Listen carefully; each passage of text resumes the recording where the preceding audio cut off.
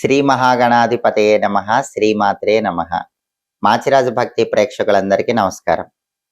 వైశాఖ అమావాస్య, శని అమావాస్య, శనైశ్చర జయంతి సందర్భంగా ఎలాంటి విధి విధానాలు పాటిస్తే భయంకరమైన జాతకపరమైన శని దోషాలు, రాశిపరంగా ఉన్న సమస్త శని దోషాల నుంచి సులభంగా బయటపడవచ్చో ఈ వీడియోలో మనం తెలుసుకుందాం.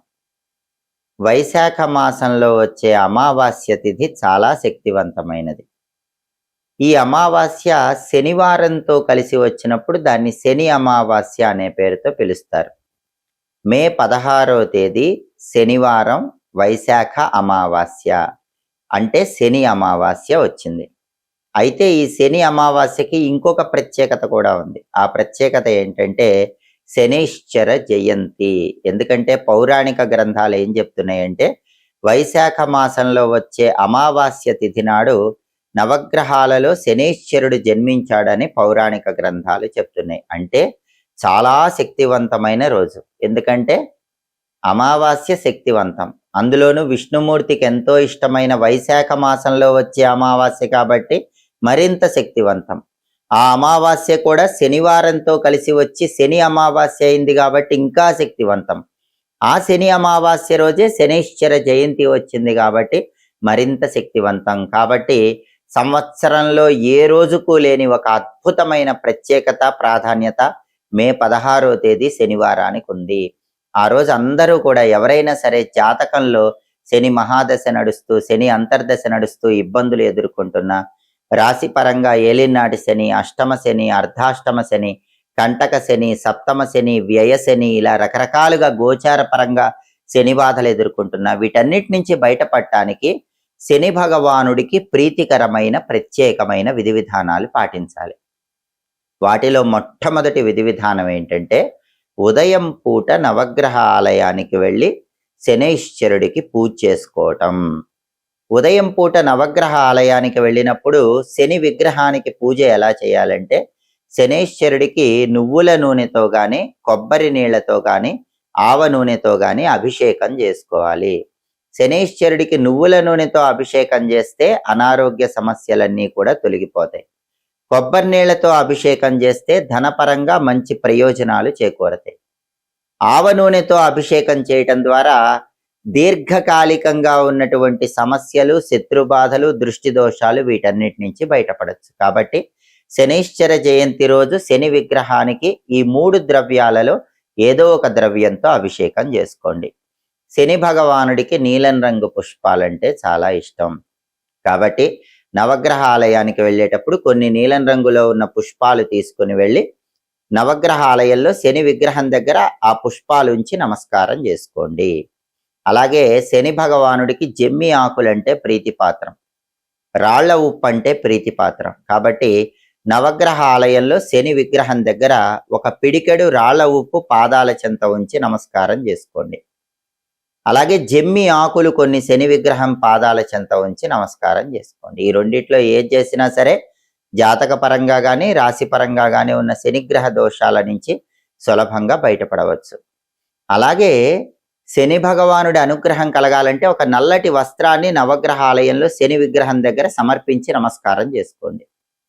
ఇవేవి చేయలేని వాళ్ళు, అంటే శని భగవానుడికి తైలాభిషేకం చేసుకోవటం వీలు కాని వాళ్ళు, కొబ్బరి నీళ్లతో అభిషేకం చేయటం వీలు కాని వాళ్ళు, ఆవ నూనెతో అభిషేకం చేయటం వీలు కాని వాళ్ళు, నీలం రంగు పుష్పాలతో పూజ చేయటము, జమ్మి ఆకులు ఉంచటం, రాళ్ల ఉప్పు ఉంచటం, ఇవన్నీ ఏది చేయటం వీలు కాని వాళ్ళు నవగ్రహాల దగ్గర ప్రదక్షిణలు చేసినా కూడా సంపూర్ణంగా శని దోషాలు తొలగిపోతాయి. శని భగవానుడి అనుగ్రహం కలగాలంటే 25 ప్రదక్షిణలు శనైశ్చర జయంతి రోజు చెయ్యండి. ఎందుకంటే ఎవరికైనా జాతకంలో శని మహాదశ 19 సంవత్సరాలు ఉంటుంది, రవి మహాదశ 6 సంవత్సరాలు ఉంటుంది.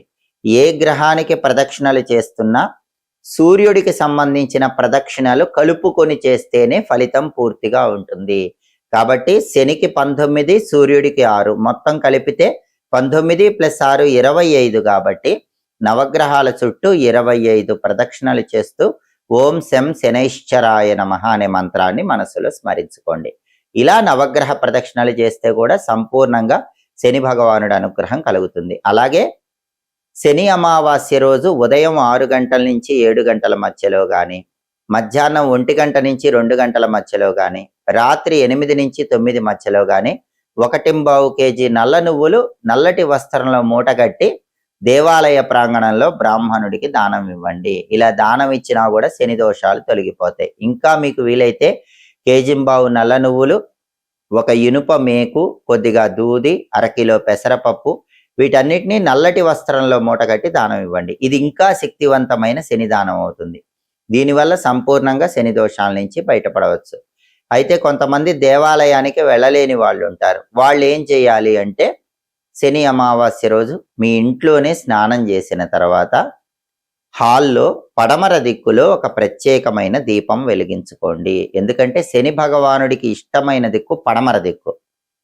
శనికి ఇష్టమైన అంకె 8.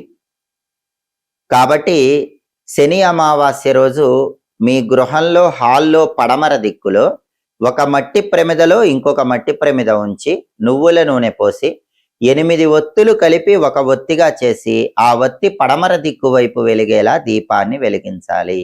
దీన్ని శనైశ్చర దీపము అనే పేరుతో పిలుస్తారు. శని అమావాస్య సందర్భంగా ఈ శనైశ్చర దీపాన్ని మీ గృహంలో వెలిగించుకున్నా కూడా సంపూర్ణంగా శని దోషాల నుంచి బయటపడవచ్చు. ఈ దీపం ఎప్పుడు వెలిగించాలి? శని హోరలో వెలిగించుకుంటే చాలా మంచిది. వీలు కాని పక్షంలో ఏ సమయంలోనైనా వెలిగించుకోవచ్చు.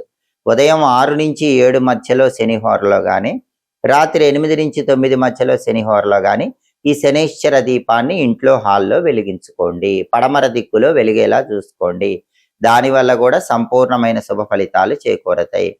అలాగే శనైశ్చర జయంతి రోజు ఎవరైనా సరే శని భగవానుడికి సంబంధించిన ధ్యాన శ్లోకం నీలాంజన సమాభాసం రవిపుత్రం యమాగ్రజం ఛాయా మార్తాండ సంభూతం తం నమామి శనైశ్చరం అనే ధ్యాన శ్లోకం 19 సార్లు చదువుకోండి. దానివల్ల కూడా శని భగవానుడు తొందరగా అనుగ్రహిస్తాడు. అలాగే శనికి సంబంధించి వేదంలో ఒక మంత్రం ఉంటుంది. ఆ మంత్రాన్ని వింటేనే అద్భుత ఫలితాలు కలుగుతాయి. దీన్ని శనిగ్రహ వేద మంత్రం అనే పేరుతో పిలుస్తారు. ఓం శమగ్నిరగ్నిభిస్కరశ్చన్న సపతు సూర్య శంవాతో వాత్పరప అపశ్రిద. ఈ శనిగ్రహ వేద మంత్రాన్ని వింటేనే శని అమావాస్య రోజు శనైశ్చర జయంతి రోజు అద్భుతంగా జాతక శని దోషాలు తొలగింపజేసుకోవచ్చు. రాశిపరంగా ఉన్న శని దోషాల నుంచి సులభంగా బయటపడవచ్చు. అలాగే శని స్తోత్ర ప్రియుడు అని పురాణాల్లో చెప్పారు. అంటే ఏ దానం ఇచ్చినా, ఏ పూజలు చేసినా, ఏ అభిషేకాలు చేసినా వీటన్నిటికంటే శని అనుగ్రహం కలగటానికి స్తోత్రం చదవాలి లేదా స్తోత్రం వినాలి. ఆయనకి స్తోత్రం అంటే ఇష్టమని పురాణాల్లో చెప్పారు. శనికి సంబంధించి ప్రధానంగా 2 శక్తివంతమైన స్తోత్రాలు ఉన్నాయి. ఒకటి దశరథ ప్రోక్త శని స్తోత్రం. ఇది చదువుకుంటే జాతకపరమైన శని దోషాల నుంచి బయటపడవచ్చు. రెండవది శని వజ్రపంజర కవచ స్తోత్రం. ఇది చదువుకుంటే దీర్ఘకాలిక అనారోగ్యాలు, కారణం తెలియని అనారోగ్యాలు, శరీరంలో అవయవాల్లో ఉన్న అనారోగ్యాలు వీటన్నిటి నుంచి బయటపడవచ్చు. ఈ 2 స్తోత్రాలు చదవటం కానీ వినటం కానీ వీలు కాని వాళ్ళు మాత్రం శని ధ్యాన శ్లోకం చదువుకోండి. అది కూడా చదువుకోలేని వాళ్ళు ఓం శం శనైశ్చరాయ నమః మనస్సులో వీలైనప్పుడల్లా స్మరించుకుంటూ ఉండండి. రుద్రాభిషేకం చేసుకునే వాళ్ళైతే నల్ల నువ్వులు నీళ్లలో కలిపి ఆ నీళ్లతో శనైశ్చర జయంతి రోజు రుద్రుడికి అభిషేకం చేసుకుంటే శని దోషాల నుంచి తొందరగా బయటపడవచ్చు. అలాగే ఎవరైనా ఆంజనేయ స్వామి భక్తులు ఉంటే ఆంజనేయ స్వామికి తమలపాకుల దండ సమర్పించడం, తమలపాకులతో పూజ చేయడం ద్వారా కూడా శని దోషాల నుంచి బయటపడవచ్చు. అలాగే జమ్మి చెట్టు, రావి చెట్టు శని స్వరూపాలు. అందుకే శనైశ్చర జయంతి రోజు రావి చెట్టు దగ్గర నల్ల నువ్వులు కలిపిన నీళ్లు పోసి ప్రమిదలో నువ్వుల నూనె పోసి దీపం వెలిగించిన, జమ్మి చెట్టు దగ్గర నల్ల నువ్వులు కలిపి నీళ్లు పోసి ప్రమిదలో నువ్వుల నూనె పోసి దీపాన్ని వెలిగించి రావి చెట్టుకు కానీ జమ్మి చెట్టుకు కానీ ప్రదక్షిణలు చేసినా కూడా శని దోషాలన్నీ తొలగింపజేసుకొని సంపూర్ణమైన శుభ ఫలితాలు సిద్ధింపజేసుకోవచ్చు. చాలా శక్తివంతమైన రోజు మే 16 శని అమావాస్య, శనైశ్చర జయంతి.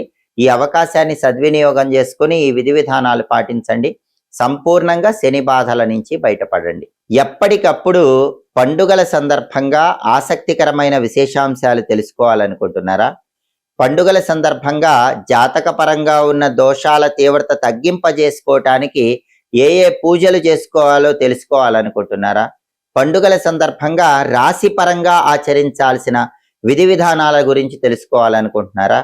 అలాగే జ్యోతిష శాస్త్ర గ్రంథాలను అనుసరించి జన్మ నక్షత్రాన్ని బట్టి కానీ, జన్మ రాశిని బట్టి కానీ, జన్మ మాసం బట్టి కానీ ఏ ఏ లక్షణాలు ఉంటాయో తెలుసుకోవాలనుకుంటున్నారా? జ్యోతిష శాస్త్ర పరంగా మీరు పుట్టిన మాసాన్ని బట్టి లేదా సంవత్సరాన్ని బట్టి, నెలను బట్టి, నక్షత్రాన్ని బట్టి, దేన్ని బట్టి అయినా సరే మీరు ఏ విధి విధానాలు ఆచరించుకుంటే జీవితంలో మంచి పురోభివృద్ధిని సాధించవచ్చో తెలుసుకోవాలనుకుంటున్నారా? అయితే మా మాచిరాజు భక్తి ఛానల్ తప్పకుండా చూడండి. మా వీడియోస్ మీకు నచ్చినట్లయితే మా ఛానల్ లైక్ చేయండి, కామెంట్ చేయండి. మా ఛానల్ వీడియోస్ 10 మంది మిత్రులకు షేర్ చేయండి. మా ఛానల్ సబ్స్క్రైబ్ చేసుకోండి. పక్కనున్న బెల్ సింబల్ నొక్కటం మాత్రం మర్చిపోకండి. సర్వే జనాః సుఖినో భవంతు. స్వస్తి.